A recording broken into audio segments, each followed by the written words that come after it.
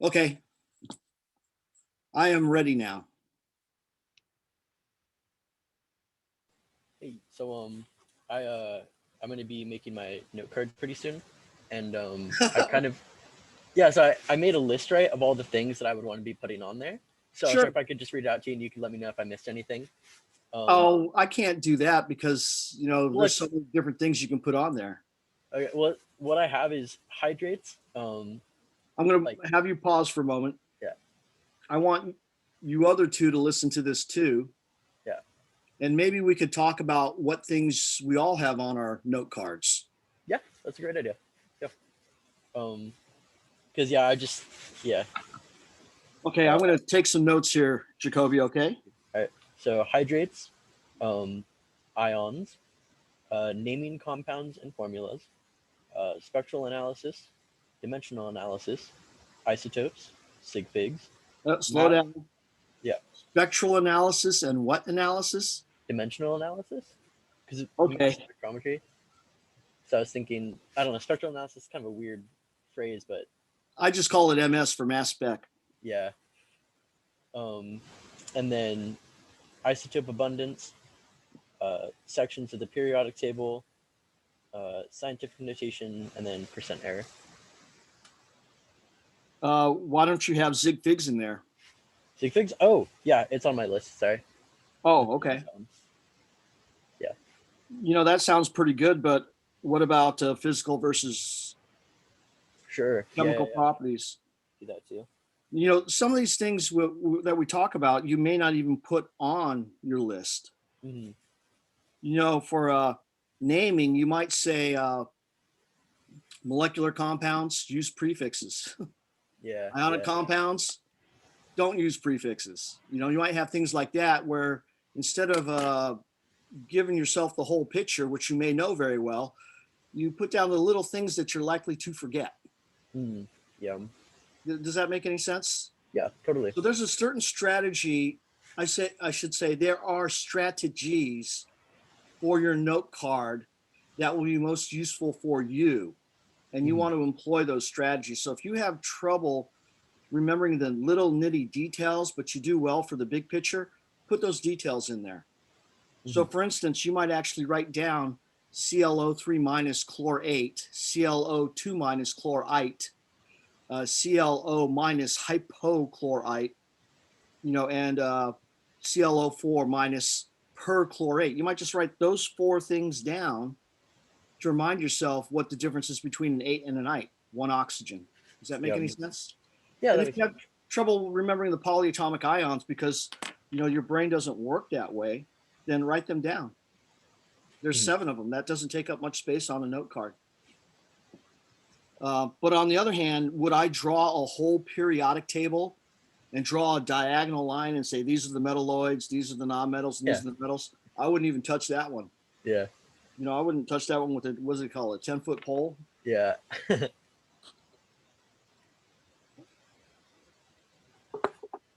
But some things like that. I yeah, might put something down like we did a one with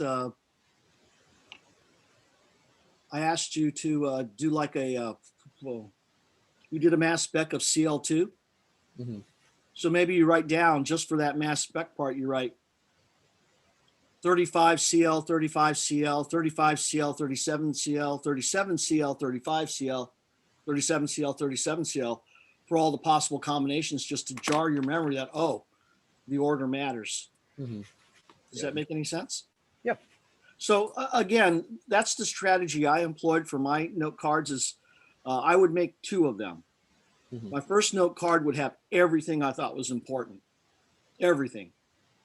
And it would not be a 3-inch by 5-inch note card. It would be an 8.5 by 11-inch piece of paper, both sides. hmm, And then I'd start checking off the things. Oh, I know that, and whittle it down. That's a strategy, and it's actually something that you should employ beginning with the chapter that you're starting on. So this is something you want to employ when you started chapter 1, when you started chapter 2. Get that 8.5 by 11 sheet of paper out, and you will very quickly know what you know hmm, and know what you don't know, yeah. and then you can whittle it down. Awesome. Probably. a question that we wanted to ask earlier. Not on the last day, Well, it's, you know, but nonetheless. So, Charlotte, do you have anything to add to that list or anything that you would like to make comments on? I put in, just so I wouldn't forget, what 1 mole is and 1 AMU. And then also for isotopes, mass number and atomic number. I Okay. drew the diagram because it's pretty easy to get that switched up for me. Oh, so did you draw like an X with an A and a Z on there and a little arrow pointing to A as a mass number like that? Yeah, and that it's protons and neutrons. Yeah, precisely. So those things that are easy to confuse like A and Z, why is A mass number and why is Z atomic number? There's no good reason that we know of. And I haven't done the research to find out why they labeled it this way because I'm not that interested because it just irks me. Mhm. But that's the way it is. You know, the best reason I can give you is, well, they wanted A at the top and Z at the bottom. Yeah. And other than that, it doesn't make sense. But I like that idea and numbers. So if you write 1 mole is 6.022 times 10 to the 23rd, that's important. You might even want to write down that one atomic mass unit is 1.66 times 10 to the minus 24 grams. Mhm. It didn't seem to be that important in the lectures, but maybe something to write down. Would I write down that the mass of a proton is 1.00, mass of a neutron is 1.00, mass of an electron is 0? That's something that is so straightforward, I wouldn't write it down. It's 1, 1, and 0. So I think those are good compliments to what Jacoby has said. Anything else there, Charlotte? Basic steps of getting the empirical and molecular formulas. Okay. Empirical versus molecular formula, that type of stuff. Yeah. How about you, Ellen? No, I'm actually kind of in the process of whittling down a page to a card, like you mentioned. I'm kind of putting down pretty obvious information because I feel like that's the kind of the first thing I forget. But yeah, not really. Mostly just repeat what everyone else said. Now, the other thing I want to make you be forward-looking about is that these things you're writing down on your card, you'll probably have to know for the next test. Mm-hmm. And we're going over 3 chapters for the next test. It seems like a lot, but it's not really. Chapter 1 in this case was really 2 chapters combined together normally. Mm-hmm. So the next test will be 3 chapters. And so you'll want to think about, you know, what are the things that I want to take off of my current note card because I now know them or hopefully do know them. Like hopefully naming won't be an issue after moving forward. Naming is tricky. It is tricky, no doubt about it. But the way you get good at it is you practice. Those little practice sheets I put in the lab that you don't turn in, those are nice in a way, but they're bad in a way because you can do them like a assembly line. And the better problems are the ones where they just say, okay, here's the formula. What are the ions and what's the name? Or, you know, you do them one at a time rather than the factory assembly job. That was really good to know that you didn't have to turn those in because I may have done that. You should have read at the very top, Jacoby. It said, just turn in the assignment. I swear I must have read it at least 3 times, but yeah, I guess not. Well, most people don't read the first sentence. They figure it's gibberish. But my first sentences are submit this, so you better read them. Okay? And you don't even need to write it in your lab notebook. That was the first sentence. You don't need to write this in your lab notebook. Just submit the assignment for grading. Well, that's what I saw. Don't write it in the lab notebook, but I didn't know that you didn't have to do it. I thought you still had to do it, just not in the lab notebook. So I turned it on separate pieces of paper. That was all in bold, and it was 2 sentences, Jacoby. All right, Jacoby. I don't know who you live with, but perhaps you could ask one of them to come up behind you and give you a slap on the back of the head. All right. Yeah. Or you could do it yourself. Yeah. That's fine. I do it to myself all the time, and I think that's why I'm losing my hair back here. because I All right. slapped myself in the back of the head quite a bit. Well, it was good practice either way. Okay, yeah, it is good practice. So it sounds like y'all have some pretty good ideas on your note cards. What else can I help you with?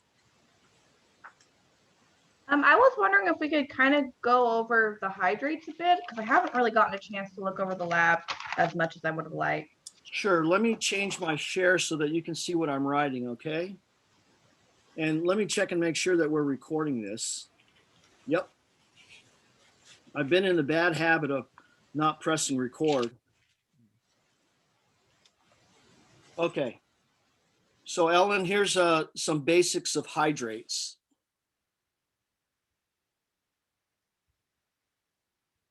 I'm going to give you 3 hydrates.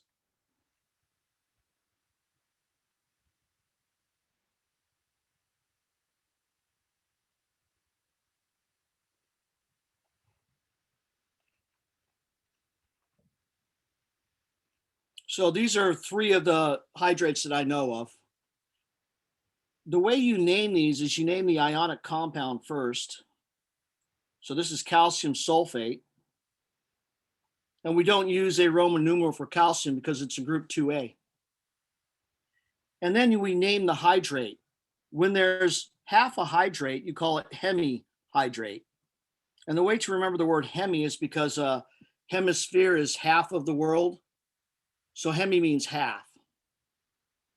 So for a while there were some scientists who were trying to make fun of each other, calling each other, oh, you're a hemiwit. It never caught on. This next one is called cobalt 2 chloride. And here we have to use Roman numerals because cobalt is one of those metals that's not in 1A, 2A, 3A. It's not silver, it's not zinc. And this is called dihydrate. So you can see that we're using prefixes to indicate the level of hydration. And this last one, rather than write this all out, I'm going to just call it cobalt 2 chloride hexahydrate. Okay, so those are hydrates. And the 2 things that you want to be able to do with hydrates is you want to be able to figure out the formula for mass data. And you also want to be able to figure out the percent H2O in a hydrate. So let's take a look at this calcium sulfate, hemihydrate. And we're going to calculate the mass percent H2O. So to get the mass percent H2O, that's going to equal the mass of H2O in the hydrate divided by the mass of the hydrate. And naturally, the mass of H2O in the hydrate will be smaller than the mass of hydrate. So you're going to get a fraction here. And to turn this into percentage, we multiply by 100%. So I happen to know that H2O, 1 mole of H2O is 18.02 grams of H2O. And for the calcium sulfate, I know that 1 mole of calcium sulfate is, what's 96 plus 40, 136? 136 grams. Okay, so you'd probably want to do a better job on this number here, given the periodic table that's provided. But I'm just doing this for brevity, okay? So here, if we have 1/2 of an H2O, we'd say 1/2 of 18.02 grams over 136 plus 1/2 of 18.02. And I'm just going to put a G on the outside because that applies to that, and times 100%. And I'm going to do an ish now. My ish is 9-ish over 145-ish times 100%. And I know that this number is probably going to be around 6-ish%. Okay, so I'm going to do a quick calculation here and see if it is around 6-ish%. So I'm going to do 9.01 divided by 145.01 and then times 100. And I get 6.213%. And if this only had this right here, this would be good to hear. We only get 3 zig figs. So the real number would be 6.21%. Okay, so you should be able to calculate the mass percent H2O. And naturally, you should be able to calculate the mass percent calcium sulfate. So if you want the mass percent calcium sulfate, we can do it 2 ways. We can do it this way, or we can do it this way.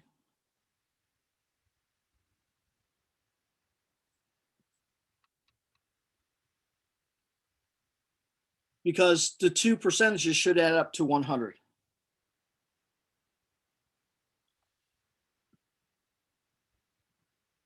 Now, I did this in my head, so it may be wrong. Okay. The other thing you should be able to do is you should be able to use this mass percent. So if I asked you how many grams of calcium sulfate hemihydrate do you need to get 100 grams of H2O? And the reason you're asking this is because you can heat this stuff up. You can drive off the H2O, and you could condense it if you wanted to. And this is your only source of water. And if you don't get that 100 grams of water, you're going to die. So you're going to heat this rock up so it gives off steam, condense the steam, and drink it. So it sounds like the beginning of a sci-fi flick, right? And it could be. So we would start off with 100 grams of H2O, and we would use this number right here. So what does this number mean? It means that 6.21 grams of H2O is equal to 100 grams, and this is exact. I shouldn't even put the dot there. 100 grams of calcium sulfate dot 1/2 H2O. So this means you can squeeze out 6 grams of water approximately out of 100 grams of calcium sulfate hemihydrate. So how do we use this over here?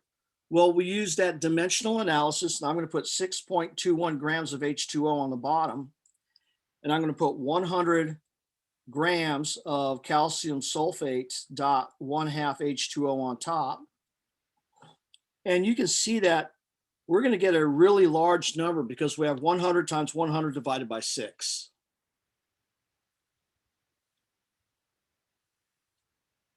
Oh, and I want to do 6.21.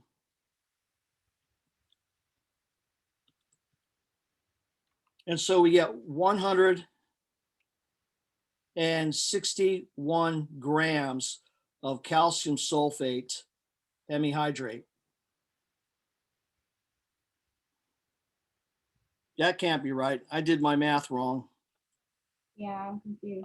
It's 1,610 grams. I did 100 times 10. And you'll notice I looked at this number and I thought, that can't be right. You only get 6 grams out of 100 grams. That's not going to get you 100 grams of water. So you need 1,610 grams to get your 100 milliliters of water, which is about a third of a soda. Not quite. So wouldn't really quench your thirst probably unless you were already not thirsty. But this is roughly 4 pounds. 4 pounds of this stuff to get a little measly bit of water. And then of course you're expecting that you collect it all and condense it. Good luck. So that's one thing you should be able to do. Any questions about that, Ellen? The other thing you should be able to do, you should be able to calculate the formula of a hydrate from mass data. So let's say that we have this calcium or cobalt chloride, cobalt 2 chloride, XH2O, and we want to find out what X is. So when you heat this, you can drive off all of the hydrates. And this is how we indicate that we've driven off all the hydrates. You have a plus sign there, so they're separate now. Okay? Here, they're together. Here, they're separate. So let's say that you have 0.99 grams of this and 0.54 grams of this. And this, because it's steam and you didn't condense it, you don't know how much it weighs. You have to figure it out. Well, to figure it out, the mass of H2O plus the mass of your dehydrate should equal the mass of your hydrate. So in this case, the mass of H2O would be equal to 0.99 minus 0.54 grams, which would be 0.45 grams. So what do you do with these numbers here? Well, you take the 0.54 grams of the cobalt 2 chloride, multiply by the molar mass, so 1 mole of cobalt 2 chloride per, let me see, the molar mass of cobalt 2 chloride is 58.93 plus 35.45 plus 35.45. Add that all up together, you get 3, carry the 1, 8, carry the 1, 9, carry the 1, and you get 12. So 129.83 grams. And here we're going to end up with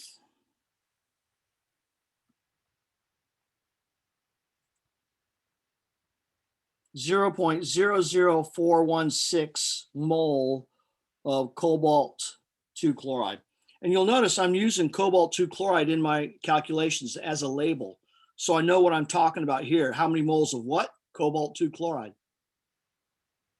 Now you do the same thing for the H2O. But of course you use the molar mass of H2O. So in this case, we have 0.0250 mole of H2O. Now, I'm going to use these numbers to get another answer, but let's look at significant figures. This has 2, this has 2, so this really should be rounded to that 1, and it would be a 2, but I'm not going to round yet. This should be rounded to this 5, and that would make it a, we would take that 0 off, okay? Now, once you have these numbers here, you take the moles of H2O and divide it by the moles of your dehydrate. I'm calling this a dehydrate. Hydrate, dehydrate. Okay.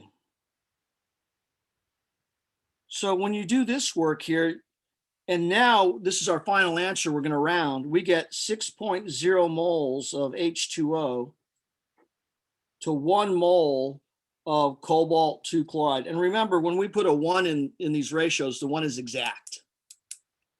So this tells us the formula.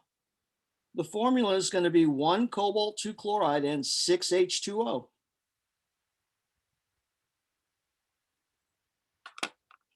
So you should be able to, from mass data, be able to get the formula of the hydrate. And you should be able to use, calculate the mass percent water in a hydrate. And use that mass percent in calculations. And in this class, I've insisted that whenever you have a percentage, so, you know, if you have 0.0052%, you're not allowed to do this. Whoops. You're not allowed to move the decimal over 2 places in my class. It's wrong. Don't do it. In addition, if you look at this, I moved the decimal over the wrong way. It's really supposed to be 0.000052. So don't move the decimal over. if you ever have a percentage in this class, always use it this way. Same number over 100, because that's what percentage means. Percentage means divide by 100. That's the definition. And if you remember this, you know darn well which way you're going to move that decimal because you're dividing by 100. Whereas if you try to remember which way to move the decimal, you're going to look at a number like this, and half of the class is going to say, I'm going to make 0.52 because I like that better than this. And your gut feeling for half the students will fail you at this point. So don't use your gut feeling, just use the definition. Okay. You'll also notice that labels are important. See here, I have COCl2 and H2O, H2O and COCl2. Imagine I didn't have labels here. How do we know it's 6 moles of water? You could just by deduction, but we don't want to leave this to deduction. We want to make it flagrantly in your face. This is what it is. Fair enough? So when you're working with multiple compounds, you want to use labels. If you're using one compound, you probably don't need labels. Like there was a problem we did with acetaminophen from the book that asked you calculate the molar mass of acetaminophen. So you don't need to go do all the work and say 1 gram equals 1 gram of acetaminophen equals so many moles or whatever. You don't have to do that. How many moles of acetaminophen? You don't need to use labels. How many molecules of acetaminophen? You probably don't need to use labels because you're only working with one thing. But when you're working with multiple substances, you want to use labels. Okay, so that's may have been more than you wanted, but there it is.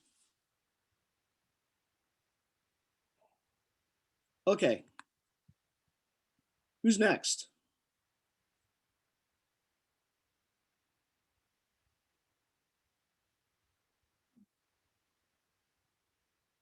Anything else?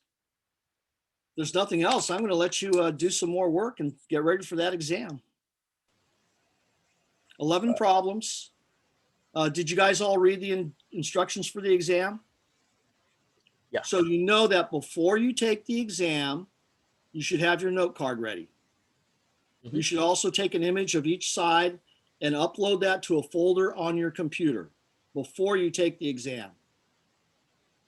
The exam has 2 parts. The first part is questions, exam 1 questions, and there are no submissions. There are just problems, 1, 2, 3, all the way to problem 11. And for those problems that probably need a periodic table, I put a periodic table right above the problem. So you can also see all the questions at the same time. So you're going to see a lot of periodic tables. But the periodic table is near the wording of the problem, so you don't have to scroll up and down. Secondly, you want to work out each problem on a piece of paper as neatly as you can, given the time, which is 150 minutes or 2 hours and a half. With 150 minutes and 11 problems, you're looking at about 15 minutes per problem. And I don't think it should take you 15 minutes per problem. So you have time to take really good work and screw it up by second guessing yourself. Don't do that. Don't do that. You only change your work if you know you screwed it up. Okay. When you're done with that exam, you're going to close the exam, you're going to exit it, and then you're going to take pictures of each of your pages of work, transfer it to your computer, and you're going to label each file as follows: your last name, and if you have a hyphenated last name, you can just use the first part of your hyphenated last name, and then 1. So my first page would be Sartori 1, and then Sartori 2, Sartori 3. And there would be 11 files, 1 for each problem, corresponding to the first exam questions. Once you get all that on your computer in the same folder with your note card images, you will then open up exam one submissions. And exam one submissions, the first problem says, submit your answer for question one. And there's a little file upload button, and it says browse or drag and drop. If I think I have made your screen full screen, so you want to go for browse, find the folder, and put problem number one there.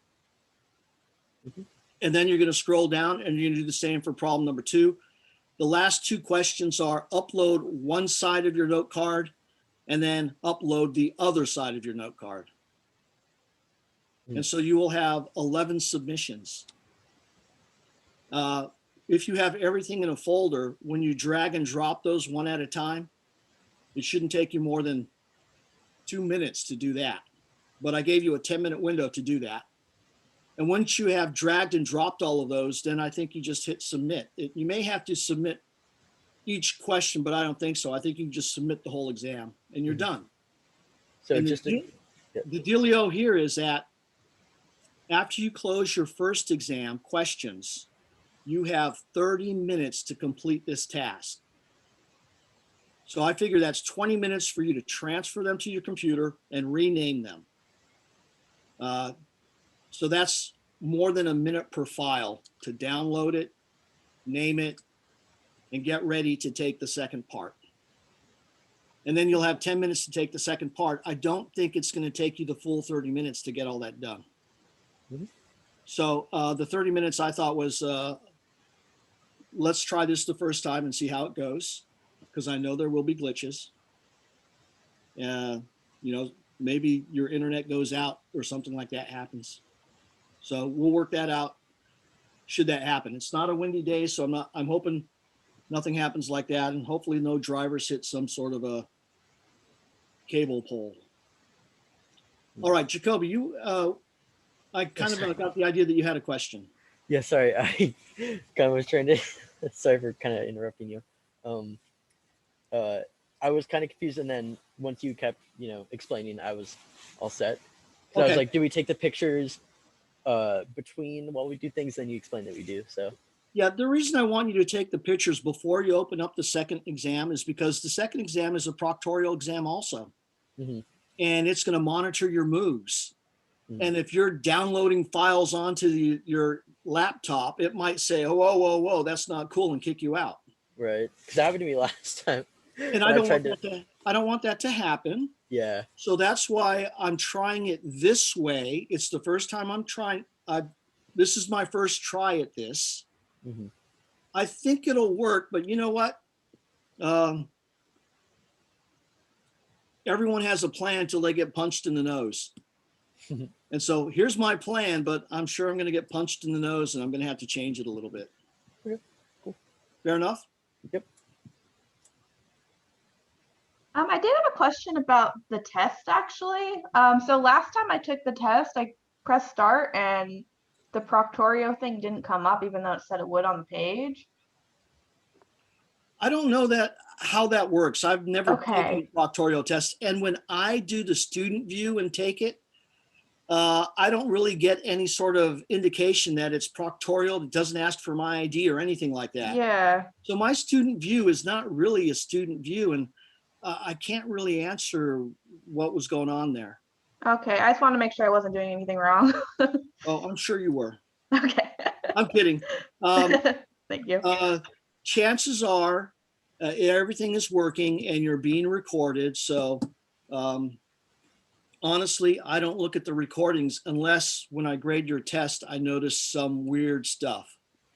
For instance, there are some questions where I ask and you look it up on the internet and they give you a specific answer that I did not ask for. And so I know you've been on the internet. I do that all the time where I ask you based on what you've done in this problem, what's the answer? And they give me the answer based on someone else's similar problem on the internet. And I'm like, okay, you got this from the internet. You got a 0 for the exam. Thank you for your time. That made this whole thing a lot easier for me to grade. So, and it has happened numerous times since I've been teaching online. And it's just, I don't think it's fair to the people who are doing a really hard, they're working diligently, they're honest. I hate it when people look up stuff online or when they're working with someone else. I mean, it's really obvious when two people are working together because they have multiple answers that are exactly the same and they look exactly the same. It's just really silly. And I'm not afraid to call a student out on it and say, look, there's someone else who had work just like yours. So do you want to explain what's going on here? And normally they implicate themselves. So, oh, do you mean Fred? Well, Fred is saying, I don't know what you're talking about. So, and then usually what happens, I don't know why I'm telling you guys this, you're probably not going to do it, but I say, well, here's the deal. You either come clean or I move this on up the chain to academic affairs. There's a disciplinary office, or I move it up there. They put it in your record. They're going to call you and they're going to take my word over yours because I'm going to have the evidence. So normally when I tell them that, they confess and I just give them a 0 and we move on. They do it again, they get another 0, and I usually don't worry too much about it because 2 exams with 0s means you're going to flunk the class. It's pretty easy. So that's what they deserve. All right. So that's what I think about cheating. I don't think it's a very fair thing to everybody, especially the people that are working their butts off. Okay. Other questions? I think I'm set. Good, Jacoby? How about you, Charlotte? I think I'm okay. Okay. I'm looking at your board to the side there. It looks like you got a nice little whiteboard for working on. Is that right? Yeah, that's kind of what I use for how you mentioned keeping a sheet of paper throughout. Yeah. I'll write things down on there that I don't want to forget. No, you're not allowed to use your whiteboard during the exam. Oh, I know. It'll be erased. So just hang a sheet over it. No, I'll probably erase it. Well, if you hang a sheet over it, you still have it.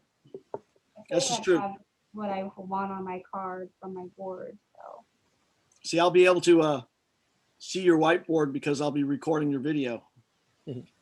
yeah. All right. Hard. How about you, Ellen? Any other questions? Not at the minute. I'll probably be logging into a later session today, but Okay, there will be one at 1:15 and one at 6. okay. Yeah, no, I'm just gonna study a little bit more and then because I feel like I'm missing something. I just can't think of it right now. Okay. And our next sessions will be on Tuesday because Friday is a holiday and Monday is a holiday. Oh, okay. But you already have access, everyone, to the video lectures for Chapter 3, for the PowerPoint presentation on Chapter 3, for the homework for Chapter 3, I think it's posted, and maybe the solution. So you can actually get started on Chapter 3, and you probably want to do that. It's a good idea. Chapter 3 gets right into chemical reactions and things like that. I will have, by the end of this weekend, the lab for Tuesday posted, and hopefully Thursday also, where we will be doing labs that are related to the material that we're learning. Okay? Thank you. All right, everybody. Thank you for coming. I always appreciate when students use this time. So thank you for coming, and let's say our goodbyes. Goodbye. Thank Bye. you. Bye. You bet.